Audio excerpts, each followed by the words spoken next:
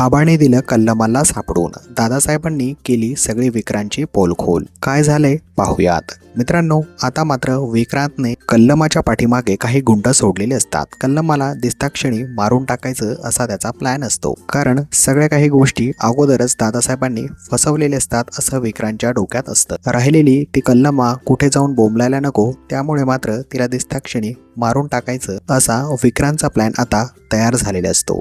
तर आबा देखील आता कल्लमाच्या पाठीमागे असतात. कल्लमाला त्यांना भेटायचं असतं आणि माहिती काढायची असते. कल्लमा आता इकडनं अंधारातनं पळत असते. तिला मात्र भीती वाटत असते, कारण तिच्या पाठीमागे काही लोक असतात. आता फायनली विक्रांतने पाठवलेले ते गुंड तिला पकडतात. त्यावेळी मात्र कल्लमा कशीबशी त्यांच्या डोळ्यामध्ये माती फेकून पळून जाते. मित्रांनो, या सर्व गोष्टी झाल्यानंतर कल्लमाला आता एका सुरक्षित खोलीमध्ये आबा घेऊन जातात, कारण तिच्या जीवाला धोका असतो. अगोदरपासूनच काही गुंड तिचा पाठलाग करत असतात. त्यावेळी मात्र आबांसमोर तिने आता हात टेकलेले असतात आणि ती बोलत असते की आम्हाला आमच्या निपाणीला जायचं आहे. मला या सर्व गोष्टीतनं तुम्ही सुखरूप बाहेर काढा साहेब. त्यावेळी मात्र आबा बोलतात की मी तुला या सर्व गोष्टीतनं बाहेर काढेल, परंतु पोलिसांच्या विरोधात आता तुला बोलावं लागेल. म्हणजेच जे काही घडलंय ते सर्व पोलिसांना सांगावं लागेल. विक्रांत जे काही प्लॅन बनवतो या सर्व प्लॅनचा नायनाट तुला पोलीस स्टेशनमध्ये करावं लागेल. तर मित्रांनो, आबांच्या या बोलण्यावरती आता मात्र कल्लमा